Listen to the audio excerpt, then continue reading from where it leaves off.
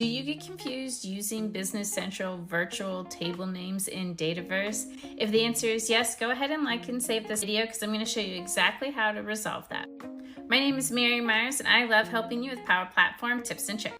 Here I can view my virtual tables from Dataverse, and if I search over here for all and look at opportunities, I'm going to see that there are two different opportunities here.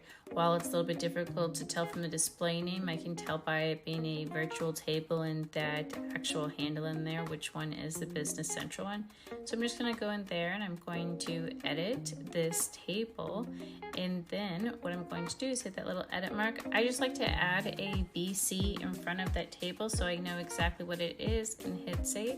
Then I can come over here in my Power app and I need to refresh that Dataverse table so that it takes effect on that name change, and then I'm going to add that Business Central BC Ops table into here so that it can add as a data source, and then just update my app formula with that with the updated name as well.